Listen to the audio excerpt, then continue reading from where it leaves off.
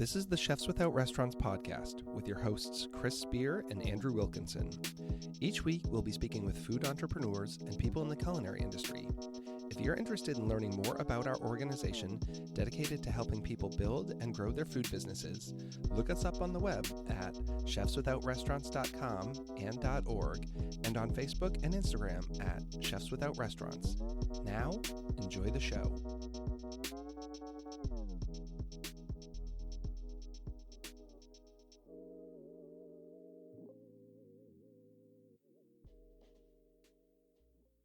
This is episode 24 of the Chefs Without Restaurants podcast. On this week's episode, we have Chef Matt Finarelli. Matt is an in-home culinary instructor and personal chef in the Washington, D.C. area. He has also published a cookbook called Beyond the Red Sauce. In this episode, we discuss some of Matt's most popular classes, marketing, Yelp, and the pros and cons of Thumbtack, his spice company, Ani Spices, cocktails, and so much more. And we'd like to thank this week's sponsor, Jug Bridge Brewery, located at 911 East Patrick Street in Frederick, Maryland.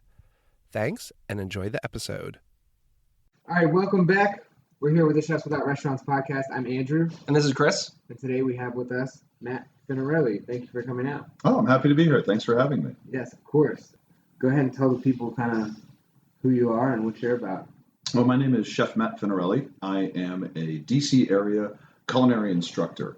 So my Chef Without Restaurants style is that I teach cooking classes in people's homes. I bring all the food, all the equipment, and we make a fun night out of having a cooking class in people's homes on pretty much whatever topic they'd like to learn about. I mean, I do some personal chefing, some catering, those things, but my focus is primarily on cooking classes.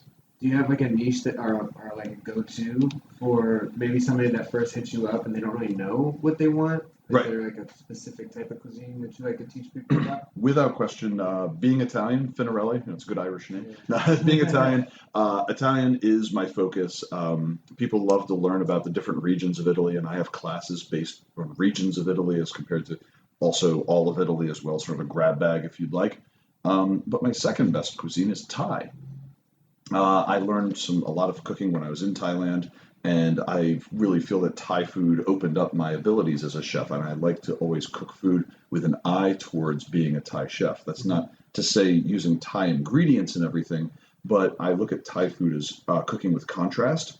Thai food is all about the contrast. It's about the earthy with the grassy, the spicy with the cooling, the soft with the crunchy, and I cook everything with an eye towards that. It was Thai food that sort of opened me up as a chef. So even when I cook Italian, I feel like I cook Italian with an eye towards Thai. Yeah. But that being said, I also cook really good Thai. So when people come to me, they're like, I don't know what to do. I'm like, well, I do Italian, but if you like Asian, I really do Thai well as well. And I try to steer people in those two directions because they're the most fun for me, and I feel like they're a great showcase of my abilities. So I know they're going to come out with a good class either way when they go those routes. Yeah, for sure.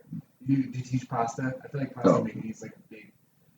First of all, it's fun, and it's something that people can kind of like once you teach them, then they can try it on their own, and then have that forever, kind of. It's exactly what you're saying. I definitely teach pasta. It was when I was teaching at the Sur La Table down in Pentagon Row in Arlington. That was one of my most popular classes. They kept, having me do that one over and over, which is fine. I love doing it. What I love about teaching pasta is when the person comes up to the pasta machine with their very first ball of pasta and they're slowly cranking and trying to get their hands just right to get that sheet out, and it's this big slow mess. By the third one, they're cranking away 100 miles an hour like they're open. I mean, I always make the joke, like once you have like 2 or 3 pasta machines in the room and everyone's just cranking full, I'm like, yeah, I got my pasta sweat house just working. This factory is just churning right along. It's amazing how fast you can pick up pasta and to watch their confidence level grow that quickly and churning out tons of great homemade pasta. It's always a fun class for me. So do you teach pasta hand rolling type stuff where you wouldn't have to have like a crank or anything? Have you taught any pastas where it's all done, kind of rolling pin or small little things like that? I teach primarily with the machine. The hand rolling, of course, it can be done, but I show them, I have an old pasta pin, like my grandmother's pasta pin, and I show them how that's done sometimes if they're interested.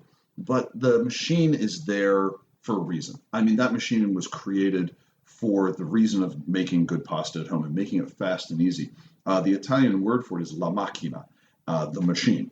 And the other thing that Italians call la macchina is the car. Okay, so it gives you an idea of the level of importance of a pasta machine in an Italian household. It's equal to your car. So I think that I tell people, it's like, get a machine, and a good hand crank machine, 120 millimeter width, it will run you like $75. And the one that I used was my high school graduation present. And I'm 43 now. I just had my 25th anniversary, and that machine is still cranking out quality pasta to this day. If you take care of it, it'll last you forever. So it's a great $75 investment, and you'll be churning out great homemade pasta. Facebook Marketplace has tons of them. I bought one for $10, and it's like a super nice, expensive one because I feel like it's another one of those food trends where people go and buy one, and then they make it once, and they don't do it again, and you can go and get some really good deals. And I got this woman down. She was asking $20 for both a hand crank pasta roller and a ravioli thing. Yeah, the ravioli and ice like cube tray, she hadn't moved it in months, so she's like $10 porch pickup, come get it. So I picked that up.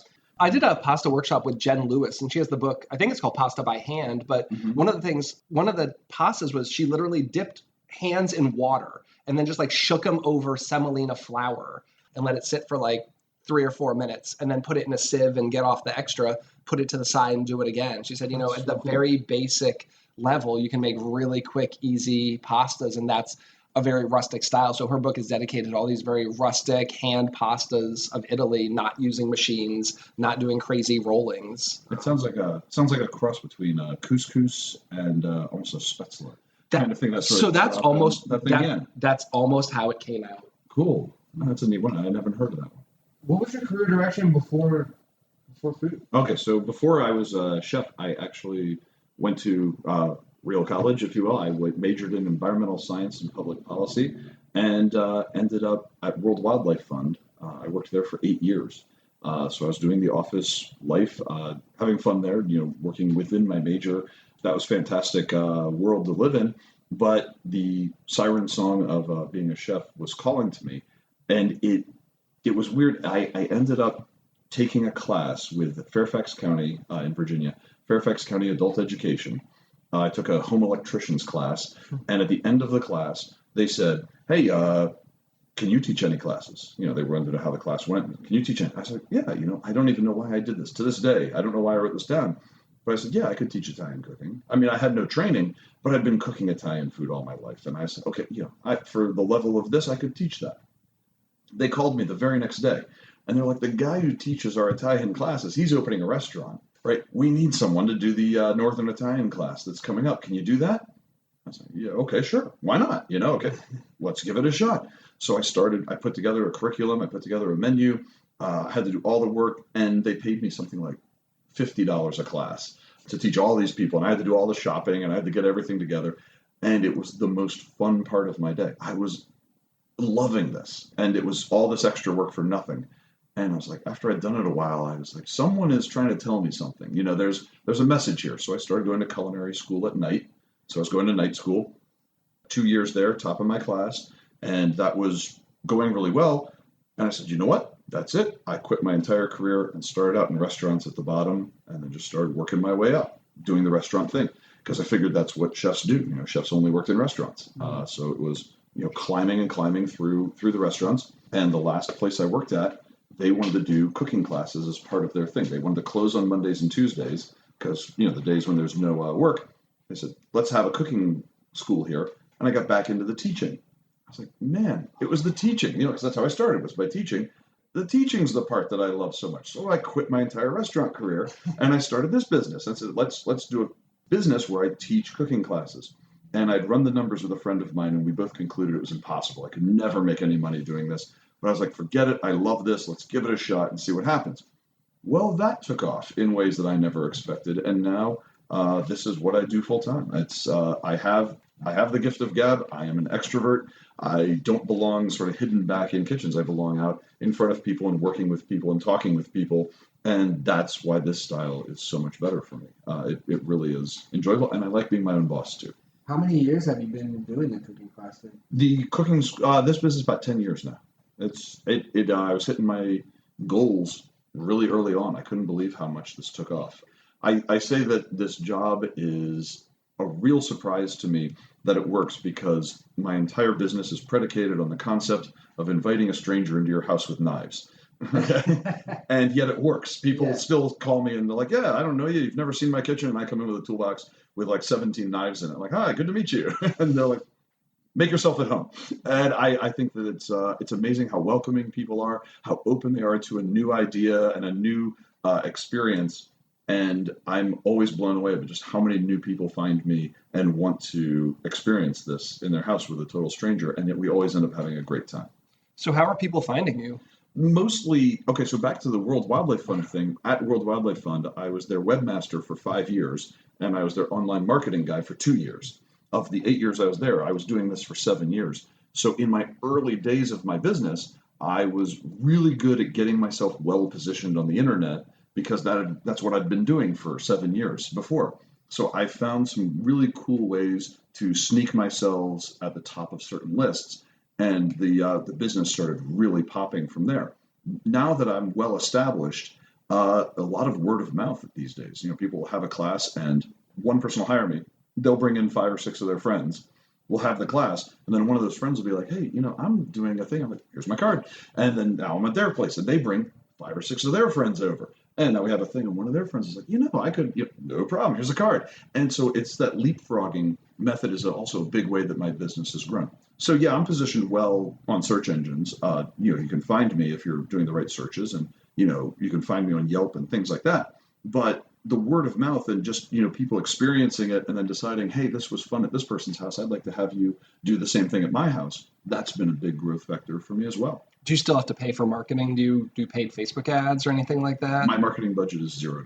Wow, impressive. Just dead zero now. I there was a time when I would spend on putting ads in this place and Facebook ads and so forth. But much to Yelp's chagrin, because they do call me frequently, my marketing budget's $0. And it's a fantastic moment when you can see the person's reading like, so how much are you spending on marketing? I'm like, nothing. You can hear them flipping through the script like, what do we do when they say $0? Yes. Have you ever had to use Thumbtack or a platform like that where people go out and look? Because I do use Thumbtack. Okay, so I've used that because I see people all the time looking for cooking lessons on there. Yes. Thumbtack has been good for me, and I have gotten some very good gigs and clients off of it. But it's not a huge vector for me because a lot of people are trying that lowball thing on Thumbtack, like how cheap can I get you for? And you see what range they're looking at paying, and some of them it's too low and it's not worth it. Another thing is a lot of the cooking classes they're looking to just teach one person, and my model is that I charge a per person rate, but I have a 4-person minimum charge. So whereas I will teach one person, you're paying for 4 anyway. So that serves 2 purposes. One, it makes it enough money to be worth my time. But the other benefit of that is that in a way I automatically get 4 people in that class. I want more people, enough people to be there that I can do that leapfrogging thing I was talking about. So I oftentimes have to write to people on a platform like Thumbtack. They're looking for one person. I'm like, look, we can do this, but if you just invite some friends over, if everyone pays their own way, it's not that big a deal and everyone can afford this. And that I meet with about 50-50 response. Some people just want a private class. I'm like, well, it's pricey because you're paying for 4. And then other people are like, it's a great idea. I never thought of inviting my friends over. And boom, that one works really well. And unfortunately, it's also a somewhat expensive platform to use as well. I've looked at those things where a cost might be $30 to get a lead, and you talk to that person over the course of a week or 2, and then they decide not to go with you, and you've lost your $30. So I have kind of a love-hate relationship with them. Yes. It was good, I think, for me 6 or 7 years ago to build some business. But like you said, once you start getting the clients, it's just kind of a referral funnel through your old network. You're exactly right. And the cooking classes are cheaper on Thumbtack, which is nice. But I would say probably on Thumbtack, if you count that as marketing, then my marketing budget's maybe about $100 a year, $150. So it's not a lot. Here's something interesting that I found.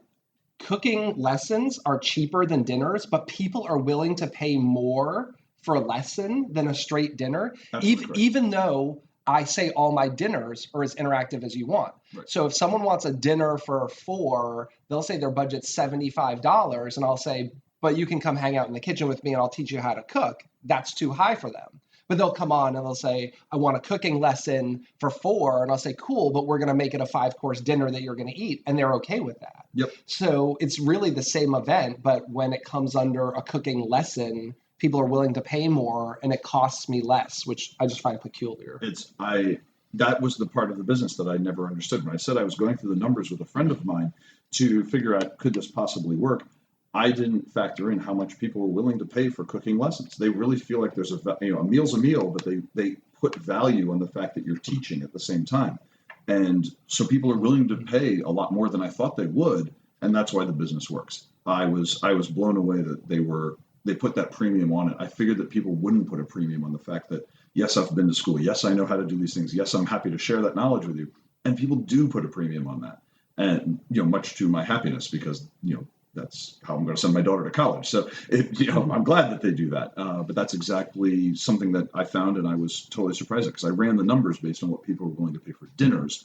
I didn't realize classes meant I could charge more. And rightfully so, because I'm doing sort of 2 things at once. And people always say, like, wait a minute, how do you chop and talk and monitor what's on the stove at the same time, so nothing's burning and everything is coming out, and yet you're watching us and making sure we don't cut ourselves and all that. I'm like, it's not my first rodeo. It's a learned skill, but yeah, it's always that the time in restaurants that I did was invaluable. That ability to multitask and always be focused on 17 things at the same time. If I didn't have that experience, I never would have been as successful as a culinary instructor as I am now, because those skills, everything that you learn, you will eventually use again. And also it's good for, if something goes wrong in the kitchen during a cooking class, I know how to quickly adapt it and make something else happen. Because that happens. I was teaching a class once and the dessert completely failed. I'm actually not even sure what they did or what I did. I don't even know whose fault it was. It didn't work. And so I quickly went into their fridge. I'm like, here, let's put something else together. Let's quickly throw something else together and let's make a dessert so you guys have something. And if I didn't have the ability to stay cool under pressure and improvise and so forth that I learned in restaurants, I never would have been able to pull that off. How much do people want to actually cook? Because I find when people say they want a cooking lesson, they really just want to stand in the kitchen and drink a glass of wine and ask you a bunch of questions and maybe do some work. Yeah. But nobody wants to cut an onion, in my experience, what I get. Nobody wants to cut an onion. They don't want to do that stuff. They just kind of want to talk to you about what you're doing and watch and drink. So kind of, what's that look like for you? I would say, that's a good question. I put this on my website when I got a lot of questions, and I put together a section called How It All Works. And one of the things I say is, like, if you want a hands-on class, we can do a hands-on class. If you want a demo class where you sit back, drink wine, and I cook for you, we can do that too. If you want a hybrid of the two, where you come up, I show you how to cut an onion, and then 1 or 2 people want to also try that out, and they cut an onion, and then the rest of the night I can do that too. My focus always with every class is it's your class. It's not my class. This is your dinner party. This is yours. I will make it be whatever you want it to be. As far as the split, I'd say these days, I'm seeing more of like a 70-30, I'd say.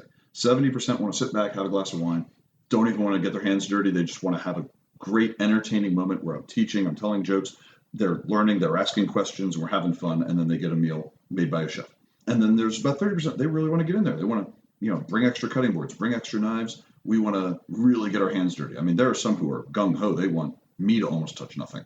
They just want me to tell them what to do and just give little quick demos so they can really feel like they've gotten their hands dirty on it. And that's cool. And like I said, it's whatever you want it to be. I have no ego that tells me, oh my God, I better get in here and help you out because it won't turn out right. It's your party. So how long does one of your classes usually take? Usually I try to hold the cooking part of the class to about 3 hours.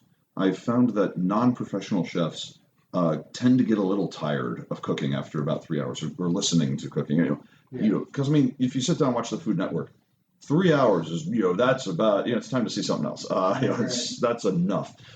So I try to hold that part. Now, there's I come in, I got set up a little bit ahead of time, and then there's the eating and the talking and the cleaning and all that stuff. So there's a lot of fun. I tell people try to book about 5 hours total time from when I show up to when I leave, and sometimes it goes longer than that if we're having a good time. But the class part, I try to keep around 3 hours if I can get away with that. So that holds their interest. They get food in a reasonable amount of time and so forth. When I first started out my bread classes, some of them were creeping into 5 hours of class time. It was just too much, and I could see people's faces glazing over. It was one of my most popular classes when I started out. And back to the search engine planning, I had positioned myself inadvertently as like the #1 bread class in the DC area. Everyone who wanted to learn bread was calling me. And I was like, and at first I didn't realize what I'd done. And so I was like, do this many people want to learn how to make bread? It's like, no, they were discovering me for bread first. So everyone came to me first about bread. So, okay, fine. So I was teaching tons and tons of bread. So I got my bread class narrowed down, I got it whittled down, but I knew that I had to do a lot of, now through the magic of television, here's your risen loaf that, so you make the dough. We'll just stick that to the side. Now here's one I did a few hours before and it's fully risen. We can now carry on. And I'm like, and the good news is you got more bread tomorrow. If you put that in the fridge and let it slow ferment overnight, no worries. You'll do that tomorrow. So you get a lot of bread out of the class. But that got the pacing going. Like, let's get this party moving because some sourdoughs take forever. And I couldn't do it in a class. It wasn't coming out right. Do you do sourdough classes? Oh yeah. Oh, very much. People who want bread, one of the I say we'll do 3 breads. We'll do 2 long and 1 quick bread, and we'll make sandwiches out of it. We'll make food with it. The long bread, always, there's a sourdough. They want a sourdough, and then they want to learn baguettes, or they want to learn focaccia. They want to learn something else, but sourdough, always sourdough. And I think that's the challenge of saying you do cooking classes, because I've, in my marketing, has always said cooking classes or cooking lessons, and that's what people come to me for, and that's not what I want to do. And I've really had to change my wording to experiential interactive dining, where I want it to be in the context of a served meal, like a multi-course. But when people think of cooking lessons, they say, do you do sushi? Do you do bread? Like, I don't do any of that. It's more like, I'm going to teach you how to make this soup, this salad, this entree, maybe this dessert, but not like a super narrow focused bread or pasta or something like that. Like, I'll do a pasta as one course of a multi-course meal. But when people hear cooking classes or cooking lessons, they always seem to focus on baking, which is also not my wheelhouse. Like, I do okay, but I'm not going to start charging people money to learn how to bake bread. What I did was I put the classes in 2 forms. And I saw 2 sort of trends in the classes. Either it was focused on a dish, so sushi, pasta, cooking with tomatoes, cooking with mushrooms, sort of that kind of a focused element, bread, that kind of thing. Or they wanted to learn a region. The cooking of Tuscany, the cooking of Morocco, Turkish cuisine. And so I created my classes, and I put like 50 or so on my site, focused around those different elements. And so I said, here's ingredient-based classes, and here's Italian classes, and here's French classes, here's other countries, and that kind of thing. It spreads it around so you can mix and match what you want. And then I find some people who go on and they're like, yeah, I'd like to learn this Ethiopian dish. I want to know that Indian dish. I want to learn how to make fresh pasta. And for dessert, let's do that. Let's do that one that you had in Portugal. Those egg custards, the pastel de nata from Portugal. And I'm like, fine. It's your class. And would I ever serve that? Never. But that's what they're world travelers, and they've just picked up these different dishes from around the world. And fine, I'm open to anything. And what I love about that for me is, one, I'm giving them a night that I know they'll be happy with. But more importantly, it's variety. The part of restaurant work that most got to me was the repetition. When you have a menu, even if you change your menu quarterly in a restaurant, you walk in the morning and the nighttime guys have checked off the prep list for you. And it's like, I knew of the 18 things they left me, I knew what a dozen of them would be every time. So I'd get out, I'd start making the bechamel, and I'd start, finishing off the stock, and I've been here. And it gets a little tedious for me because I love variety. I love, mixing and matching and being on my toes and doing something new. And now with this class, I get to make bread on Wednesday, and then I go to someone's house and we do Thai, and then I'm doing Indian, and then I'm doing a Valentine's Day cooking with aphrodisiacs kind of thing. It's crazy, wild, different stuff every night. And every night I'm in a different kitchen with a different group of people. Nothing stays the same, and that motivates me. That drives me, because it's exciting to me to always have something new. So I'd love to find out some more info about like how your business works behind the scenes, because I think that's one of the things that provides so much value for our listeners. Like, do you have a commercial kitchen? Do you rent any space, or is it all in customers' homes? Yeah, my business is in customers' homes. It really is. My house at home, I have my garage is dedicated to storage of stuff, and I own 3 refrigerators in my garage. That's 3 out of 7. Refrigerators. When people ask me, like, so you must have like a really big fridge. I'm like, I have 7 fridges. And they're like, what? Like, yeah, I have a wine fridge that I also do my fermented products in because the temperature is perfect for that. And they just, that it doesn't register in their mind that I have 7 things. But I do rent kitchen space as well. I definitely did when I was doing personal chefing. You have to have rented kitchen space for that. And I was renting kitchen space through that time. But I also have rented kitchen space right now because I have another business that I'm just launching, which is we're putting together spice packs for Instant Pots. It's Ani Spices is the name of it, ANI Spices.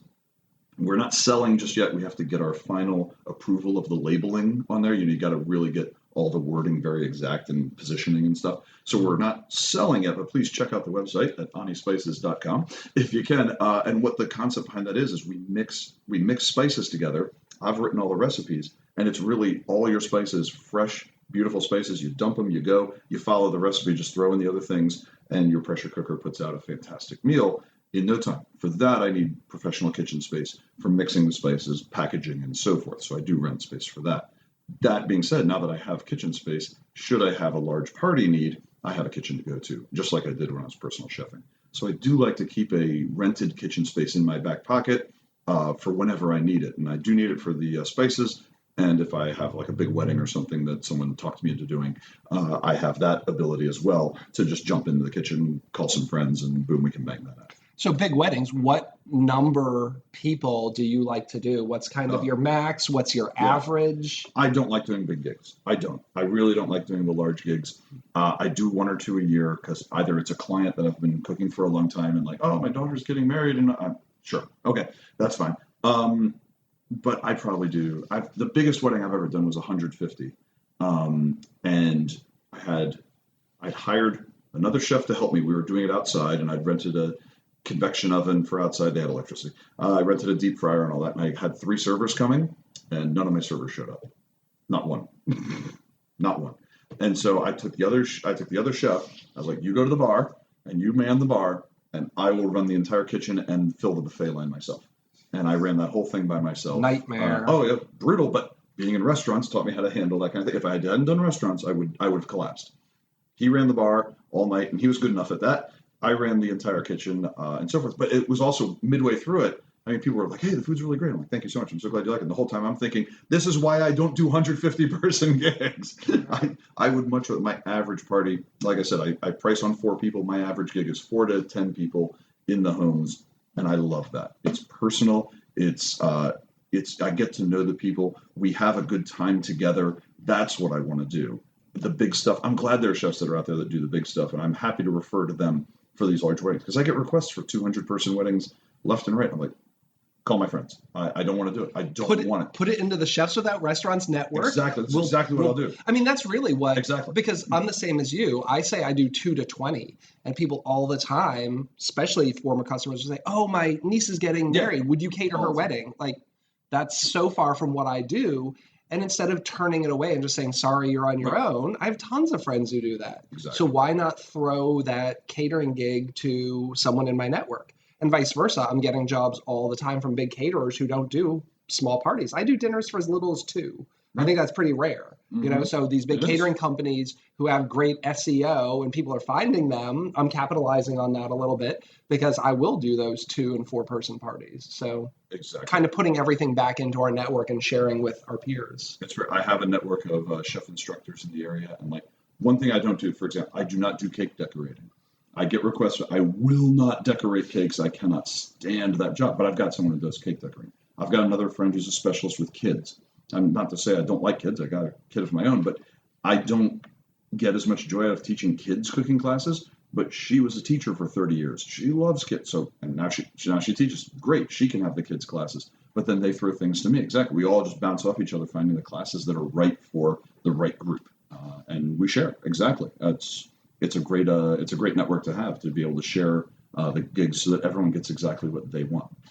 So what's your biggest challenge, would you say, in this business? My biggest challenge is that there's only one of me, and there's some weekends where it is just nonstop. Everybody wants me to come over and do things, and I can't replicate myself to do another gig. And people are like, oh, why don't you hire another person? They'll take the gigs. I'm like, well, they're not me, and I'm not sure if they're going to give the experience that I would give. And I feel very protective of the name and the style of business and what it is that I offer.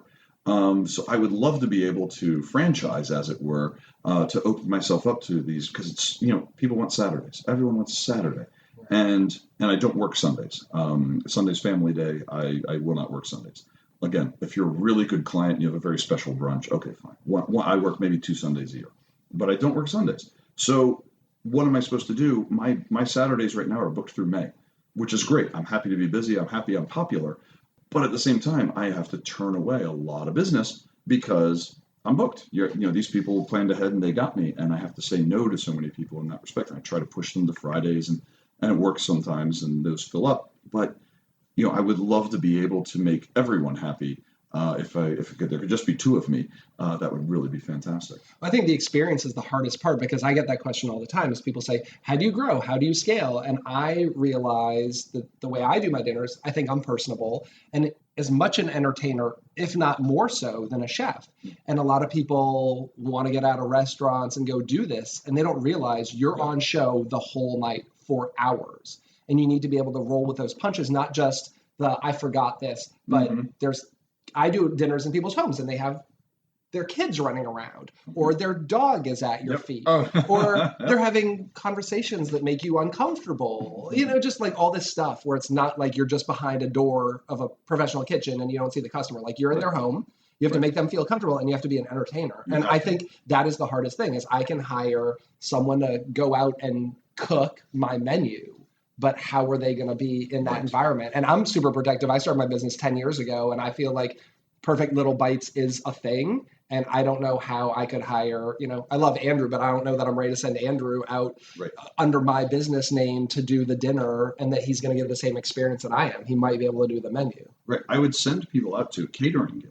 And I have. I've had catering, basically straight up catering gigs. And I have one of my other guys who I've worked with in personal chefing, and I'd have just serve the food. It's all ready to go, and you know how to cook. So I know you know how to do that, but he didn't have to be personable. That's fine. Catering, it's easy to farm out. But the experience of teaching, the experience of the interaction, the experience of creating and making an event, I don't know anyone else who would do it the way I do it. And I want people to enjoy, because I feel like I'm bringing a fun night to people. I wrestled with this for a while. Is my job what I service? Am I servicing good food? Well, sure, but you can get good food in a restaurant. Am I servicing learning? Well, sure, but you can also learn by going on the internet and watching TV shows and stuff. You can learn other places. But I'm providing a fun experience in your home that has learning, that has good food, and you and your friends get exactly what they want. And it's funny, and it's mine, and I bring that fun evening. And no one else does it the way I do it. And that's what I can't replicate. I can't replicate my real thing that I'm marketing, which is a great evening, the total package. See what I'm saying? So I can farm out food, but I can't farm out the fun, because that's what I try to bring. I try to make sure everyone has a great time. So I usually ask this of all of our guests at the end of our first section, and it's sort of multi-dimensional. But what are you currently cooking? And that could be like, what's new for your business? What are you actually currently cooking at home? Or as a father of a 6-year-old daughter, I do cook a lot of simple things now, because she's wonderful, but she does have the palate of a 6-year-old. So I'm not doing the avant-garde stuff at home. What I'm cooking most right now, working with as far as expanding the business, is not only, of course, the pressure cooker, Instant Pot type recipes for the spice business, but also cocktails. I am expanding my cocktail education, and I've come up with a series of about 10 classes now of cocktails from either different regions or different periods in history, or focused on different main spirits, and then the food pairings that go with those cocktails as well. So, for example, on Valentine's this year, I am doing an evolution of the martini class. So we're going to look at the martini through history, different iterations of it, where it first started, the first versions thereof, what it looked like pre-Prohibition, how it got totally destroyed after Prohibition, and then its renaissance, and finally finishing with my personal martini, just to see what people think about that. That's where I'm at with the drink right now. But then along the way, we pair with foods that I think really pair with those specific types of martinis really well through the course of the night. And that's what I've mostly been focusing on, is improving my cocktail abilities, learning about cocktail history and culture, and of course then coming up with the recipes that actually taste good with these things. I got into cocktails because I really wanted to learn tiki. believe it or not. I wanted to learn tiki drinks. I've always been fascinated by tiki. It always seemed like tiki just made no sense. Like, how did this even happen? Once I started learning the history of cocktails in America, once I started learning the different influences and what was happening in the world at the time, the rise of tiki after World War II made a ton of sense. And to be able to pull all the patterns and all the weaving together and see what the evolutionary tree of cocktails were that led to tiki, and then how the death of tiki led to the cocktail dark ages that came right after it. It's just a fascinating history. It's really interesting. And I love teaching all about that in classes. And then the tiki class, I mean, the food you can do with tiki cocktails, because they're so big and so robust, you can pair almost anything with them. Martinis are a little fussier, but a tiki drink, oh man, you can go almost anywhere with that. So the food is phenomenal in that class as well. I love it. But it took me a while to even get there. I feel like I had to learn almost 100 different cocktails before I could say, okay, now I'll start tiki. Because I just didn't feel like it was time yet. I wanted to make sure I was doing it right and learning the proper steps. And the amount of spirits, you see the recipes, and some of them have 4 kinds of rum in one drink. It's not like making a Manhattan and mixing 2 things. Yeah. Oh my God. The first tiki class I ever did, I was pouring everyone full cocktails, and by the end of by the 4th cocktail, I mean half the class had dropped out. They couldn't even. I was like, okay, let's time to scale back. And these are the things you'll learn as you go into houses. I was making good cocktails, but I was like, ooh boy, everyone's plowed. Because there's so much more booze in them, and the sugar that's in them helps to elevate that. Really gets that absorption going. So I mean, these people they were wiped out. I mean, and the last drink was supposed to be a zombie. I'm like, no. Well, I'll make one and we'll just taste it. How about that? I'm also a cocktail guy. Yeah, I was gonna say. Do you do cocktails? So I don't want to get into right now bringing. I don't even know gray area of legally what you can do, and I don't think a lot of people even have the answers to that.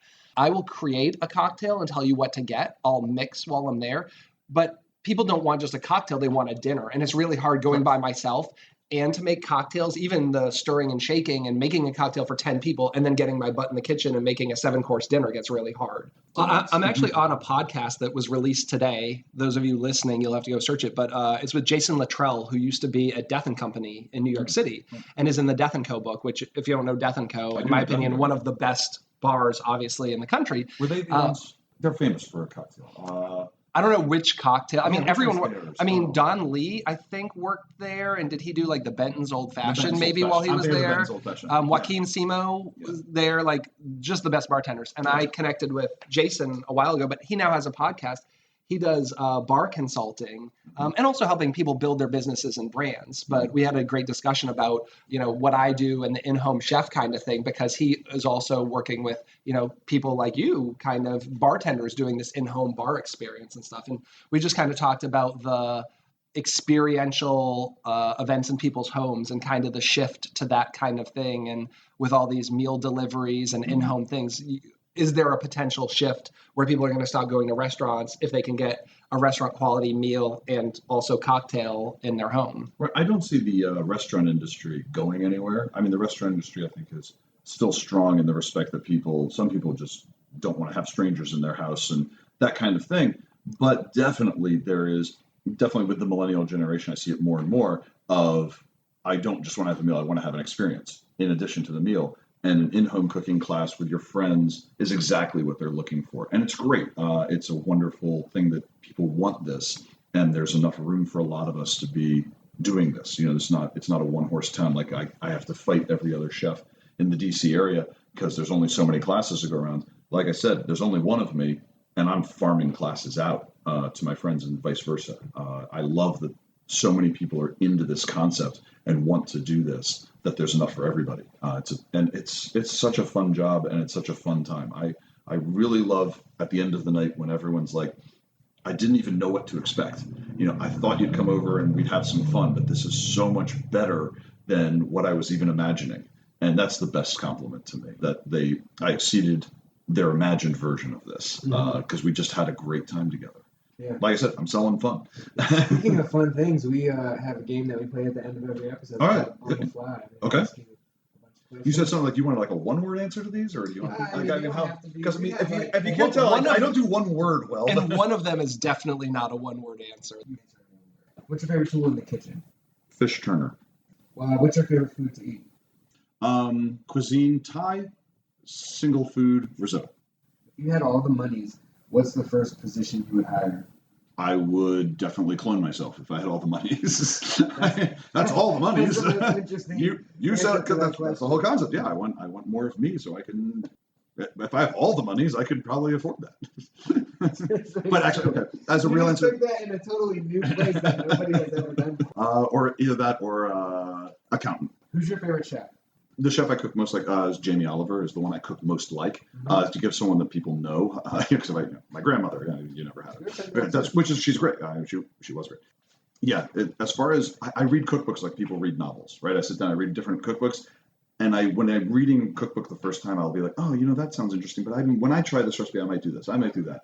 When I read a Jamie Oliver cookbook, for some weird reason, I'm always like, yes, that is exactly how I would approach that dish. He and I, for some reason, we just cook the same. So I really like the guy because, he and I, we mesh as far as conceptually. And he does good cocktails in some of his books too, by the way, which not a lot of people give him credit for that. He's actually a pretty good cocktail chef too. Art or science? Science. What's one thing that you do differently from everybody else? I cook risotto differently from everybody else. Okay? Risotto is not a thing that you stand over and stir it all the time. It is not something you add ladleful at a time of liquid. That's exactly what everyone thinks. The thing that you do is you pour water to cover the rice, let it cook down, stir it in, and then walk away. Go do something else.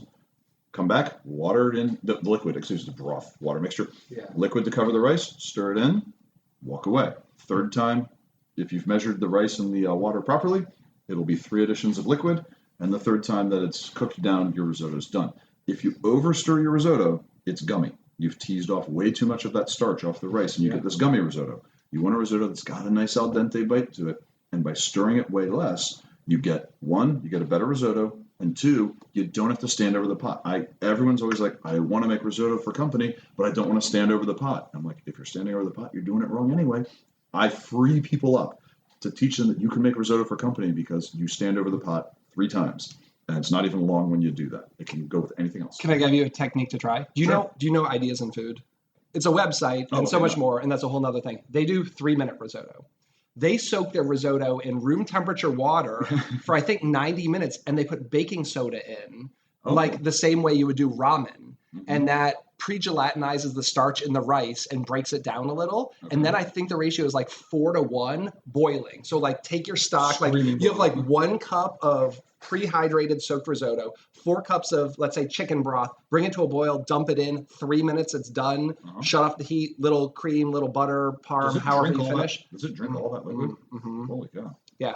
It's interesting. Like, you should check out, go to their website, Ideas in Food, and just Google on their 3-minute risotto. You might find they have a 6-minute, they started getting, it was like 7-minute risotto, 6-minute risotto, and then I think it's like 3-minute risotto. So check out the Ideas in Food, like 3-minute risotto recipe. I got 7-minute abs. Yes. But 6-minute abs. No, it's really cool, but you can also do the same thing with pasta. Like, that you can just soak like spaghetti in water. I've done that. And then it cooks so much faster. I've done that. The only time I've come up with something that I liked on that pre-soaked spaghetti was when you pre-soak it in red wine to make the pasta umbriaco, the drunken pasta, and then you slowly cook it in the soaking wine and so forth. That came out okay. But I will try this risotto technique because I like trying new, interesting, fun techniques like that. But I also sometimes have that moment of like, well, how's it compare? And so I do the side-by-sides. I do a lot of blind tastings, and my wife is an absolute risotto fiend, so I will do the blind tasting. Definitely check that one out. See if it stands up to snuff. How's that for one word? Do we go over? What's your favorite digital tool? I'm of course fixated on my smartphone because it's how I do a lot of my business. A digital tool. But I was trying to think, is there anything cooler of an answer than that? But I guess my phone is it's how I run a lot of my business. So it's a popular answer. Yes, I'm trying to think like, I can use a non-digital scale, for example, right? But I can't use a non-digital phone. I keep my business alive in this day and age. I need it. It's the lifeblood of the business. Can you recommend a book? Well, besides mine, I would definitely say that I tell people get Essentials of Classic Italian Cooking by Marcella Hazan is a great place to start your Italian and cooking education. She's not as well known as Julia Child, but what Mastering the Art of French Cooking, Volume 1, was to French cooking in the U.S. Marcella Hazan was to Italian cooking. She brought Italian cooking to the U.S., and that was the book where it all began. I highly, highly recommend that book. It's fantastic. We'll put that in the show notes. Cool. And also The Flavor Bible by Andrew Dornenberg and Karen Page. I think you're like the fifth person. Say that one? I love them. I met them back in 94, 95, I guess, when Becoming a Chef came out. And I've been like a rabid fan of them. But I think, once again, you're like the fifth person. Yeah, Culinary Artistry was that first one, which was, I read that cover to cover like 5 times and had that section in the middle about flavor. That was actually my favorite book. Yeah, I love that book. I thought it was just amazing. And then they came out with a whole book on the best part of the section of that. And then the Vegetarian Flavor Bible they put out after. Yep. And they also do What to Drink with What You Eat and the Food Lover's Guide to Wine. I mean, their books are phenomenal. Underrated book that people don't talk about is they have one that was recipes, and it's not the Chef's Night Out one, but it was they interviewed chefs and it was like a cookbook, and my wife and I have cooked almost everything out of that book. Oh yeah? Yeah. Oh. No, I don't know which one that is, but I love most of their stuff. Maybe it is Chef's Night Out or something like that. Maybe that is Chef's Night Out. What's your book?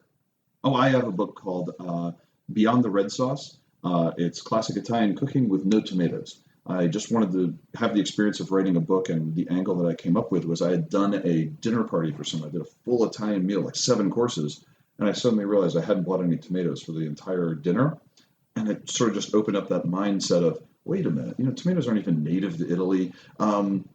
There's a real trend of real Italian, but you go to any place and they're like, well, the Italian version is we just slap some marinara on it. And I'm like, I want people to think about all the great Italian dishes that are out there that don't have tomatoes. Yeah. And I wrote it a few years ago, and I feel like I need to update it. But it's a lot of fun, and I still enjoy cooking a lot of recipes out of it. And it has a very nice risotto chapter, so it's very cool. Very well stocked. We'll link that one too. What's your favorite culinary resource? I like foodsubs.com. All too often when I am selling a cooking class, I've sold them on a concept, the menu, and that may be months in advance. Then I go to the store and I find that one ingredient that I need is just, I go to 2 or 3 sources and it's just not there. The Cook's Thesaurus, or foodsubs.com, is a great way, just sometimes I'm like, what is a good substitute for this one cheese? I've never heard of that, and that is amazing because I am 100% there.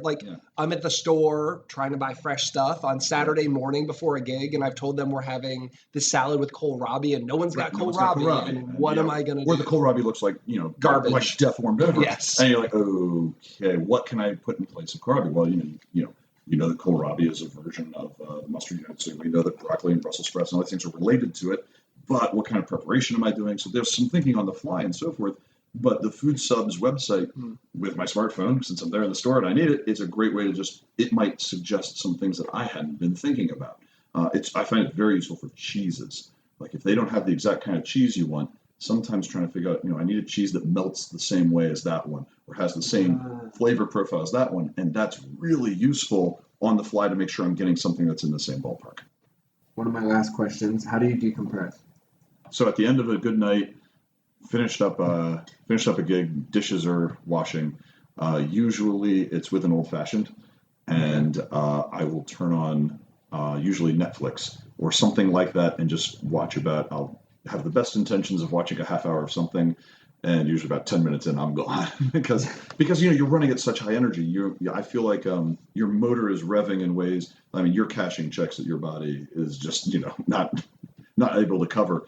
And so it's all done, and the eyes are off me. People aren't paying attention to me anymore, which I feed off of. And it's like as soon as it gets quiet, that's all it needs. I just need to sit somewhere quiet and I'm gone, and that's what I really need. I just need people to stop paying attention to me and to feel like I don't have anything else to do, and then I just need somewhere dark and quiet, and that's all we need. All right, what is the best meal you've ever had? Oh, jeez, I should have been ready for this one. I once had one night in Portugal, went to this rustic, hole-in-the-wall kind of place that it didn't even have a menu. You showed up, the guy was cooking, and everyone in town said, yeah, go to this guy's restaurant.